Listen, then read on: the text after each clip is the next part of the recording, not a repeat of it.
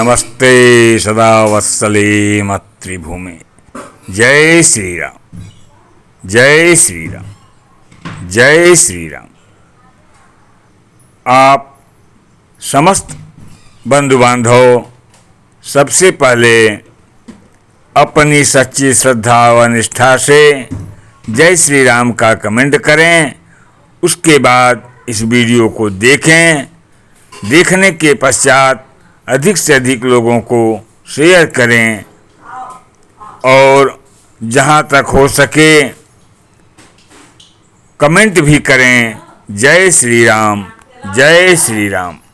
मर्यादा पुरुषोत्तम भगवान श्री राम पिता के आदेश से 14 वर्ष के लिए वन जा रहे हैं। वन जाते समय रास्ते में प्रयागराज आता है। प्रयागराज गंगा के किनारे जब पहुंचते हैं तो गंगा पार करने की बात आती है, तो वे सोचते हैं कि आखिर मैं गंगा को कैसे पार करूं। मेरे साथ मेरी पत्नी जानकी जी भी हैं। ऐसी स्थिति में भगवान श्री राम केवट को बुलाते हैं और कहते हैं कि हे भैया केवट, आप हम लोगों को उस पार उतार दो, नैया किनारे लाओ, जिससे जानकी जी भी आसानी से नाव पे चढ़ जाएं।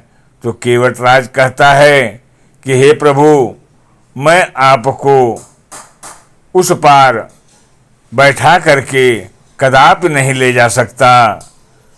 जब यह बात लक्ष्मण जी सुनते हैं तो उनको क्रोध आता है और केवट राज पे क्रोधित होते हैं। तो केवट राज कहता है कि हे प्रभु, आप चाहे भैया लक्ष्मण मुझे भले ही बाणों से मार दें, मुझे जरा सा भी इसकी चिंता नहीं है।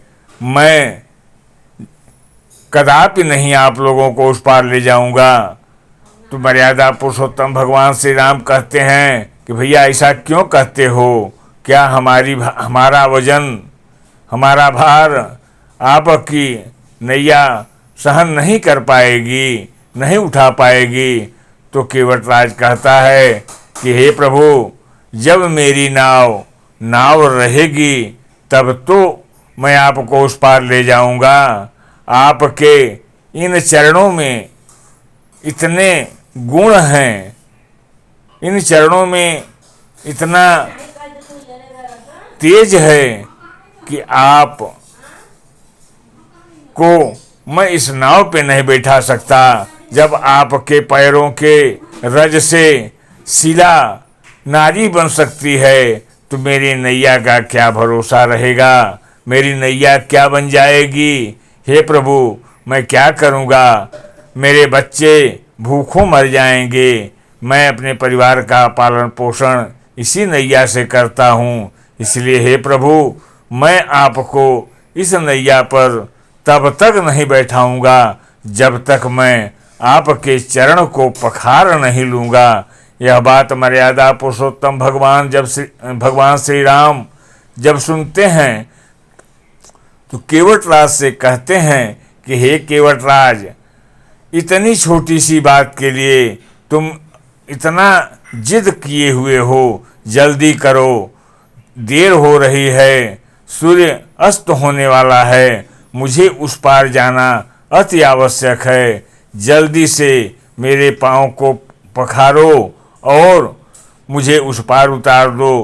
केवट राज गदगद होकर के अपने परिवार से कठौता मंगाते हैं और उस कठौते में गंगा जल से मर्यादा पुरुषोत्तम भगवान श्री राम का पाँव पखारते हैं।